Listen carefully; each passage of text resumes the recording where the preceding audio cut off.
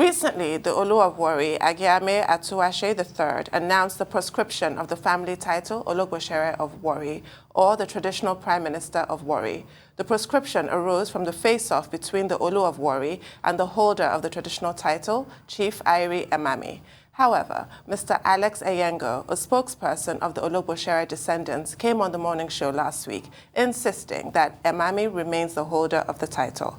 According to him, no one has the power to derobe Emami. Irrespective, his claims were countered by Chief Robinson Aria, a lawyer and the Egogo of Warri Kingdom, who backs the Olu of Warri's decision.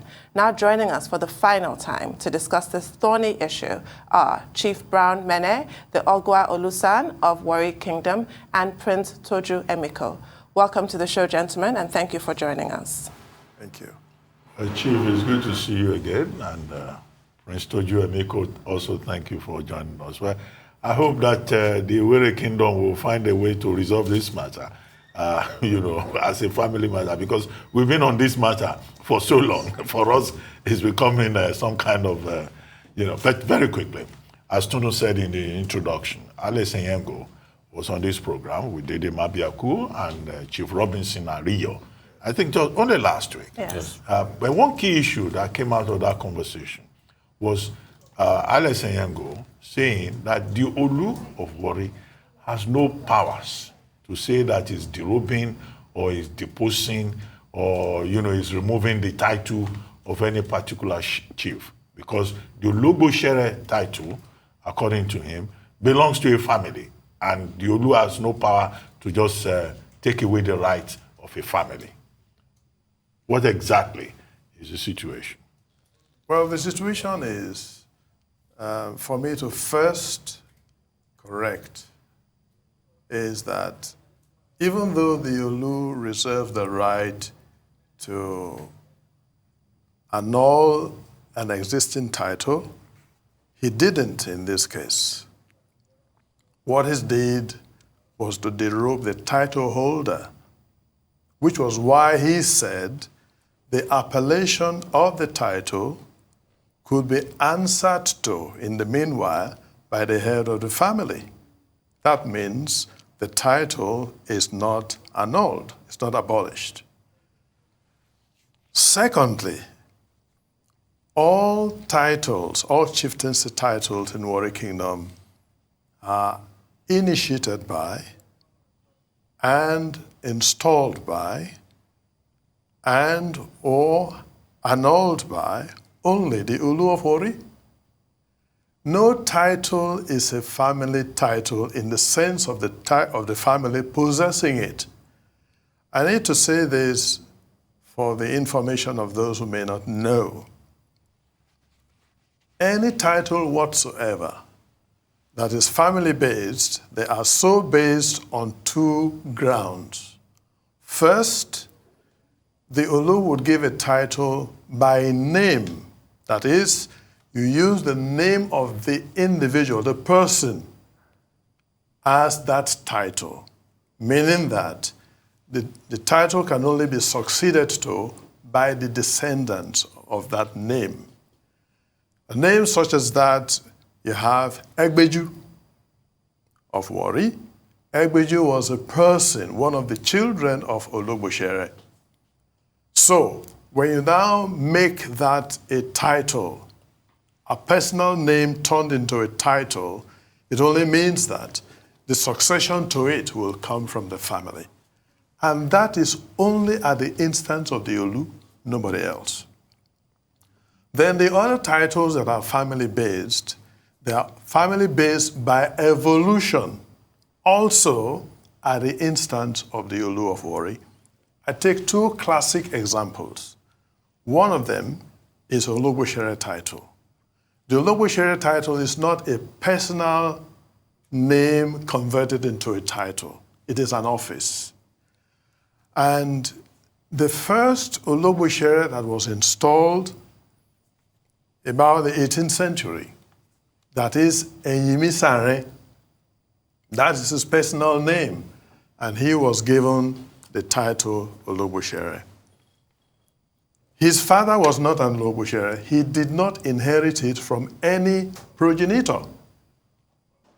But because of his personal influence, over time, the succeeding Olu then said, all right, give it to his children, take it from among his children.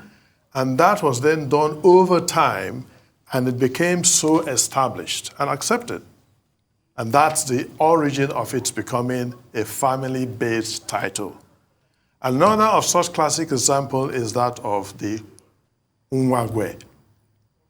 Unwagwe was a son of Enyimisare, who was the first Ologbotsere. Unwagwe did not inherit that title from his father because his father was never Unwagwe, was never a title holder. He did not inherit it from anybody. But because he was prominent, he was liked, and the Olu then said, look, succeeding one should come from that family. That is how it has been established. Now you can see in these two instances, the initiator of it is always the Olu of Warri. Then, when it comes to continuing the title, and you now want a successor, the only area where the Olu will grant the concession is that the succession must come from within the family. But the family does not have the right, does not have any powers. The family have only privileges granted by the Olu in two areas. First, the family cannot demand for the title to be installed. It cannot. The family cannot dictate to the Olu whether to annul the title that has already been conferred on anyone. They cannot do that. All that the family can do is when the Olu would invite them into saying, I want to have someone to work with this title, give me nominees. And when they bring the nominees, the Olu reserves the right to reject the nominees, but he will constrain himself to getting someone from within the family. That is all he will do. A typical instance I will give to you is what happened, how Dede Mabiaku's son, father, became Iyashere of Warri. He was the Ogwa of Warri, the title that is currently held by Chief Dr. Orisha-Jafo. And Okotebo held that title before him. The Atuwashe II wanted to now reinstall this title, and they went to the family and to say, bring me nominees. And they were quibbling among themselves, and the nominees they were trying to bring forward did not include Chief Mabiaku, for that matter, because Chief Mabiaku was already a chief. But the Olu used his discretion as the quibbling was going on. He just summoned Chief Mabiaku and said, come, you will become the next Iyashere of Warri. That's how it was conferred on him. And once that was done, the family backed down. They even rejoiced and thanked the Olu for bringing that title back into life situation in the palace. So, no title is such that the family will wield any power, dictate any pace, or anything whatsoever. Whatever the Olu does about it, that's what stands. One more thing to say about this is that there are several of the titles that came from Benin which have remained moribund at the instance of the Olu. They've gone extinct because the Olu never revived them. And there are other new ones that have been created because the Olu have so created them. So we know that in Ishekiri history and tradition and practice and culture, that it is only the Olu who says anything and everything about chieftaincy position. So to say that the Olu doesn't have power or doesn't have, I don't know where he comes from with that. Right. Thank you very much, Chief Mene. Prince Emiko, if you have anything to add to that position that's been expressed by Chief Mene and also the other argument here, even if there is no entitlement, even if it is within the Olu's gift to bestow or withdraw any title he chooses, should he? Given that this is becoming a rather unseemly back and forth that could detract from really his widely praised coronation and his conduct since then, is this drama necessary? Well, thank you very much. I have just very few things to add to what the respected chief, Mene, has just said. First of all, let me state categorically that what is happening now does not in any way affect the popularity and acceptability of Ogwa-Olusan III. Secondly, the two persons who spoke sometime last week on this issue, let me state categorically that they have no locus to say the things that they said. First is Mr. Alex Enyego. Mr. Alex Enyego is not even an Ishekiri man. He is an Ijaw man, and so has no locus to say those things he said. He cannot know the Ishekiri custom and tradition better than the Ishekiri man. Besides, he is an entertainer. He, produces films and so on in Nollywood. So he knows nothing about the Ishekiri custom and tradition. The second person was Dede Mabiaku. Dede Mabiaku also belonged to the entertainment world. He is an entertainer, particularly of the Afrobeat hue. And so he knows nothing about Ishekiri custom and tradition, so he has nothing to say. Therefore, the two of them have no locus whatsoever in speaking about the custom and tradition of the Ishekiri people. So that is the position. To you, Chief Mene Proud. While they were here, they said a lot as regards what is happening in Warri land. In fact, they boasted that when the court outcome comes out, that they would see the surprise of what will happen.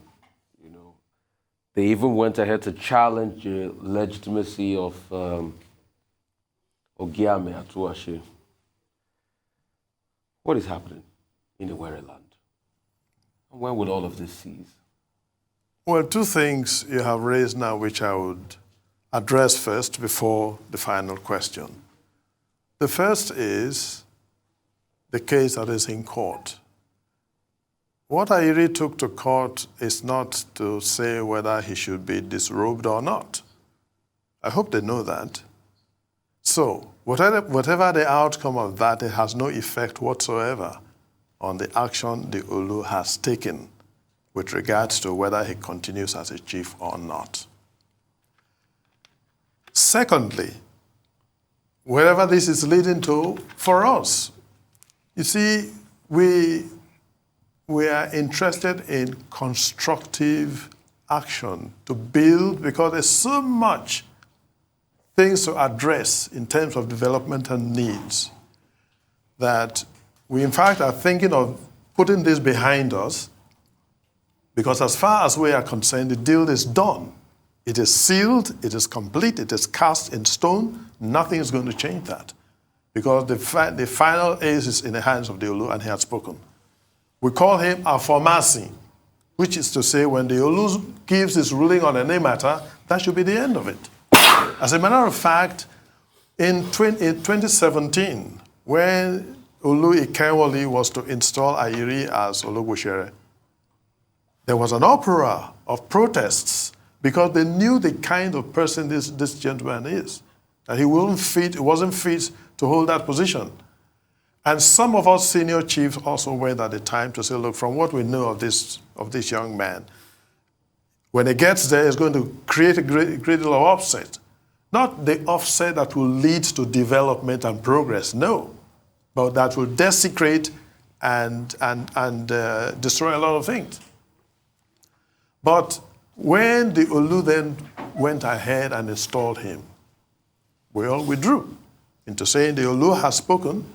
Whether we agreed with him or not, the Olu has spoken, so let it be. And we rallied round to say, let's make the most of the situation in a constructive manner. That is how we do things. And in this case, because he has been a troubler, Ayiri had been a troubler of the nation. And for up to 99% of us, it is good riddance. And we only pray for him because some of us have tried to make him see reason and be constructive and humble. But he wouldn't do that. He wouldn't take any counsel to work with. So it's better for him to stay aside. As a matter of fact, that's how we're able to get the coronation in place.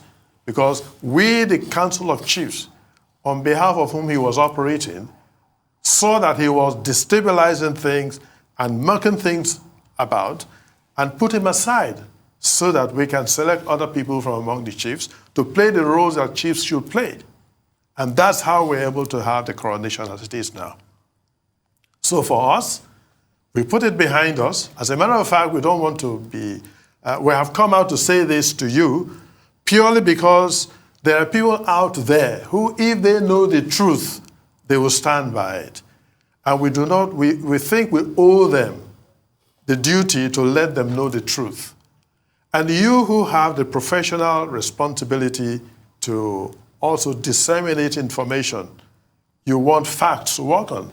We owe you that to let you know the facts that you can put out so that you can feel good that what you are disseminating is the truth that people should know. These are the only reasons why we are coming out to speak as we are doing. Otherwise, as far as we are concerned, the matter is concluded, and we have work to do, and we want to face those and do them for the benefit of our people. Well, for purposes of fairness and balance, Prince Toju Emiko, you were questioning the bona fides of Dede Mabiaku and Alex Enyengo. Well, Alex Enyengo has been repeatedly introduced on this program as a lawyer. And Dede Mabiaku, yes, he's an entertainer, but his background is also in culture. And, you know, he takes an interest in the history and culture of those he refers to as his people. So it's not just about entertainment. He has a very strong background in culture. Now, you said Alex Enyengo is an Ijaw man. Well, I recall that day, Alex Enyengo also said Robinson Ariyo, who was speaking from the other side, is from Edo State. So it looks like in the course of this, rift, many of the stakeholders are not even sure where A is from or where B is from. But the question I need to draw your attention to is this, which was the issue raised by Alex Enyengo. He said the President Olu in 2015 was rejected by the Oracle. And at this time around, he was not even taken before the Oracle. What do you say to that? Do you agree? I disagree entirely with that.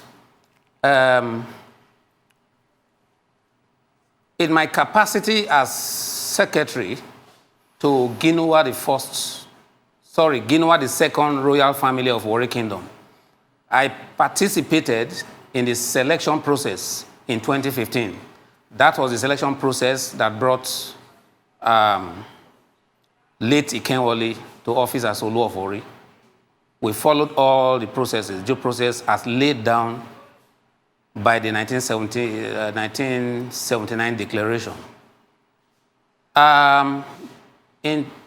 During that selection process, the present Olu of Warri, His Majesty Ogiame Atuwashe III, was never presented to the Olu Advisory Council. We never got to that, stage. Because from the preliminary processes of the selection, of course, as stipulated by the 1979 declaration, the Ologbotsere informs the family of a vacancy, and then it was the duty of the family to go about the selection process, first by intuitively looking at the prospective candidates. So we looked at several of them, including Prince Shola Emiko, as he then was. We just saw, okay, his mother is from is Yoruba. Okay, let him not go. And then we went to the others. Then we looked at Ikenwole and found that he was qualified to be Olu. And you know, under paragraph 6 of the 1979 declaration, the Ife Oracle has the final decision as to the candidate to be chosen. And that final oracle is consulted by the Olu Advisory Council. That is the official Ife Oracle consultation. But at the family level, in the process of the selection, while we are looking at all the other criteria, you know, like education, ability to speak, to communicate in the Shekiri language, as well as the English language, the candidate's moral standing in society, you know, his economic power base, and etc., etc. You see, we also have an eye, though unofficially, on the Ife consultation, because it will make no sense if we select a candidate based on all these criteria I've just listed, only to be rejected by the Ife Oracle. So unofficially, the family also peep into the Ife Oracle. So when we did that,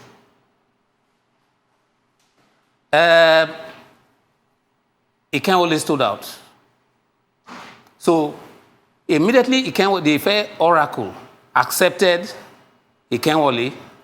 There was no further contestation as far as the family was concerned.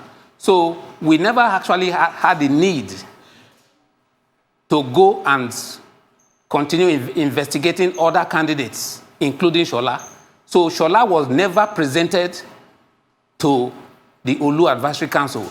We never consulted the Ife Oracle with the name of Shola Emiko. That is the position. Because Ikenwole had emerged. There's no time that the Ife Oracle will throw up two candidates simultaneously. It has never happened in history.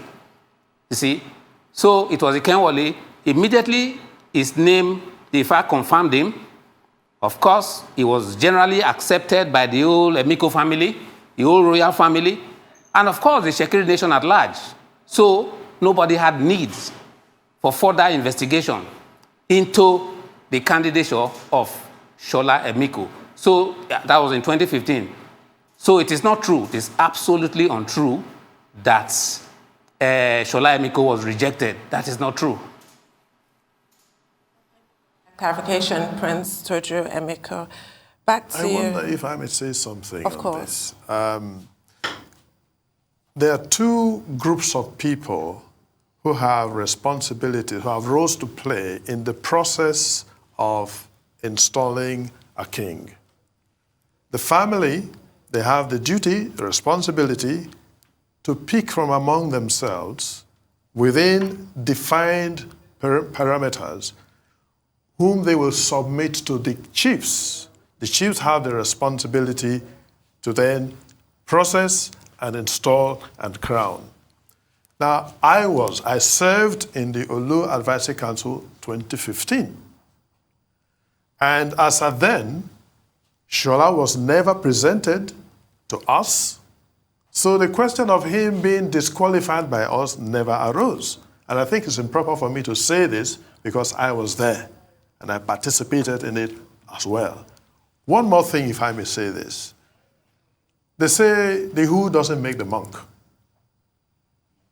And whatever toga any man may put on as to being cultural or whatever, that should be taken with a pinch of salt until you hear what comes from inside of him in terms of his knowledge of the culture that he professes. I tell you, Dede Mabiaku, those beads he has on his two hands, if he were really, truly an Ishekiri man, he would not be wearing them. You ask him the basis on which he will hear, he cannot tell you culturally. Because it's not conversant with what goes on amongst our people. He's in Lagos doing his music, and I've never seen him one day amongst the Shekiri people because there are things you learn by participation and assimilation, but he's never been there. So how could he have? And which explains why He lied about things that he thought were true and called truth lies, like when he came to say what he said here. Well, sir, he's not here, but I do have to say, if he thought they were true, then it can't be a lie. At most, it can be a mistake, but I'll leave that Well, there, sir. yes, because you see, he blatantly there, said I was lying. That's what he did. That I was lying by saying that Shola was not presented in 2015. But I was there. I took part in it, and I know for a fact it was never presented to us. But I wanted to ask you, sir, my question now. You were the one who read the address on behalf of the Olu of Warri, and you went to great pains to stress his respect for the Ologbotsere family, trying to make it quite clear that it's not personal. Yet it appears that that olive branch has not been accepted. What are the peace-building efforts now beyond this fact-finding exercise that we're doing here? Well, for us, the Ologbotsere family, by the way, of which I am part, and doubly so, because my father is from one branch of the Ologbotsere, and my mother is from another branch of the Ologbotsere.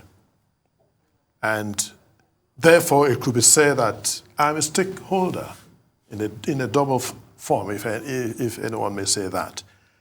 We have not met. We're in the process of meeting, that is the Ologbotsere family, apart from when the king summoned the leadership of the family into saying to them on that day, ordinarily, the king was not required to have to summon the family and explain to them why he has to depose any one of them. He said, but because of the respect he had for the family, he was doing what he was doing. And saying, therefore, that because of this person, who's been like a pain in the hip joint that will continue to hinder the movement of our people, it was best for him to be put aside, rather than let him continue to be a cog in the wheel. But that did not in any way affect his reverence for the family, the status of the family, the position of the title. It was only the title holder that was no longer to hold the title. Okay, but that day was said that the name Ologbotsere now can be a nickname. So if you No, that's wrong. Okay. That was not so said. Okay, so you see, a nickname is different from appellation. okay. In the Shekiri, we have what we call Akbuja, and that is appellation. For instance, my title is Ogwa-Olusan of Warri, but the appellation that I have, my Akbuja, is Esemwede. So if when people who know me will hail me, they will hail me as Esemwede, the meaning, of course, is that you cannot hold the day from breaking, you cannot hold the day from dawning, you cannot hold the day, that sort of thing. Okay. So it was never so said. Sorry, sir, my question wasn't answered about the peace-building efforts. The peace-building, what I'm leading on to, therefore, is this. The peace-building effort that we are making, this is part of it, to let people know that they should not allow themselves to be deceived into thinking that there's a problem when there's none. And we are gathering our people together and are progressing, planning how to bring benefit for the people. This is ongoing, actively so. And there are several who have repented and have been welcomed. But you cannot force anyone who chooses not to repent. You cannot force repentance on anyone. Okay, sir. Real quickly, please just make this clarification. Alex Enyego says he's this representative and the spokesperson for the descendants of the Ologbotsere family. You are saying from both parts, your father's side and your mother's side, you're part of the family. Is Alex Enyego your spokesperson? Who is the spokesperson? He is not the spokesperson at all. In fact, there had been a newspaper publication by the family to say Enyego was never at any time appointed as our spokesman. He works as a personal staff of Ayiri. That is the truth. But Chief, both you and Prince Emiko, if you could help us clarify this. In the public domain, the Ologbotsere is considered the prime minister of the Warri kingdom. And I mean, that was the status that Emiri Eyame enjoys as the Ologbotsere of Warri. Is the Ologbotsere actually the prime minister? Or, it's not that important a position? That is what I have tried very much to inform people who have been misinformed about this. The Prime Minister, Ologbotsere as Prime Minister, at best, is a cosmetic euphemism. Because functionally, it is not so. A Prime Minister, as we generally know it, is the head of government, the executive head of government. He handpicks his ministers to form his cabinet. They are his minister, they are his cabinet. He assigns portfolios to each cabinet member. They report to him in their performance. He sets the agenda for them to work on and report to him. And he fires any one of them at will. He reshuffles his cabinet at will. He can even dissolve the cabinet at will. None of this can be done by any chief, not even Ologbotsere. So in what sense is he a prime minister? Right. And we do not have deputy Olu. We do not have assistant Olu. We only have the Olu and the chiefs.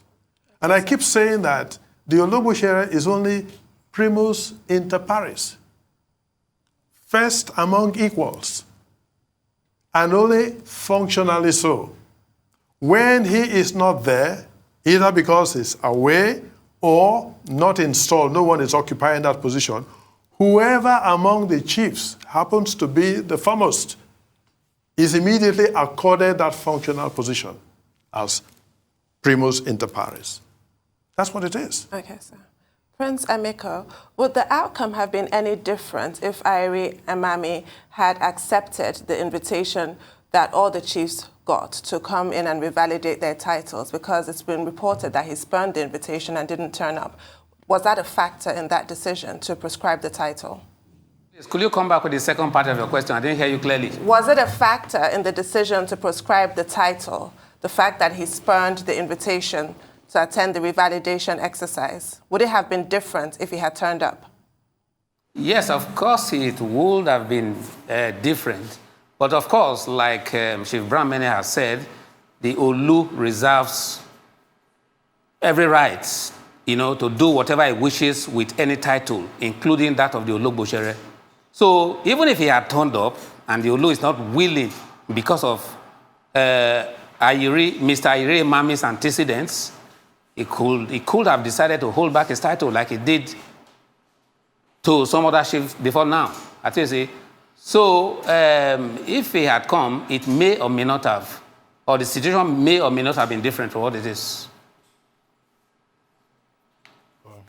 There are many instances, really, of when the Olu finding that, because the chieftaincy in our setting is meant for people to add value to the society, not to use it as a platform for personal enhancement and enrichment.